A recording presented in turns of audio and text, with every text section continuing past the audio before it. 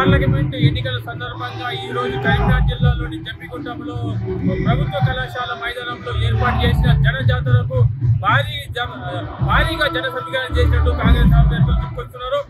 అలాగే ఈ రోజు సీఎం రేవంత్ రెడ్డి ఈ సభకు హాజరు కావడంతో ముఖ్యంగా మహిళలు అలాగే యువకులతో పాటు పెద్ద ఎత్తున భారీ సంఖ్యలో మొత్తానికి ఒక 50,000కు మించి జన సమీకరణ చేస్తున్నట్టు క్లియర్గా తెలుస్తుంది. భారీ బందోబస్తు మధ్య ఇక్కడ ఏర్పాటు చేయడం జరిగింది. పోలీసు మధ్యలో ఏర్పాటు చేయడం జరిగింది. మనతో మాట్లాడడానికి ఇక్కడ సంబంధించిన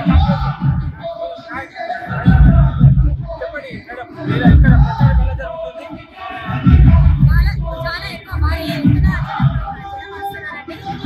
భారీ ఎత్తున ఈ రోజు కాంగ్రెస్ పార్టీ అంటే కాంగ్రెస్ పార్టీ అధిష్టానము ఎలా ఉందంటే ఒక ప్రపంచం అనేది ఇంకా జరుగుతున్న వాతావరణంలో చూస్తున్నాము. మొదటిసారిగా మన ఎన్నికల రేవంత్ రెడ్డి గారు మొదటిసారిగా ముఖ్యమంత్రి అయిన తర్వాత మొదటిసారిగా మా యొక్క జరుగుతున్న ప్రాంతంలోకి హైదరాబాద్ నియోజకవర్గంలోకి అడుగుపెడుతున్నారు. ఆ యొక్క రేవంత్ రెడ్డి గారి యొక్క విలువైన మాటలు వినడానికి రానున్నటువంటి పార్లమెంట్ ఎన్నికల్లో మా యొక్క అభ్యర్థి కరీంనగర్ పార్లమెంట్ తరఫున వెలిశాల రాజేంద్రరావు గారిని అత్యధిక మెజారిటీతో గెలిపించడానికి జనము అందరూ తండోపతండాలుగా వస్తున్నారు.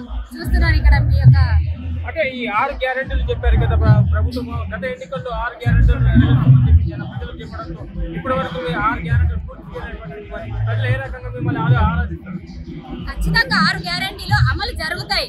ఏంటంటే ఈ యొక్క ఎలక్షన్లు కొద్దిగా ముందు రావడంతో కొంచెం బ్రేక్ వచ్చింది, కానీ ఇచ్చిన మాట నిలబెట్టుకునేటువంటి పార్టీ మా యొక్క కాంగ్రెస్ పార్టీ. ఖచ్చితంగా ఆ యొక్క 6 గ్యారెంటీలను ఖచ్చితంగా నెరవేర్చేటువంటి పార్టీ కాంగ్రెస్ పార్టీ అని మేము చెప్తున్నామండి.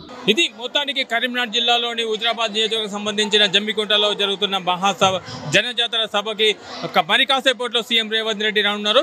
ఇక్కడ ప్రజలను ఉద్దేశించి ప్రసంగించనున్నారు. కెమెరా పర్సన్ మహేష్తో రవికుమార్ పడాల, కరీంనగర్ నుండి.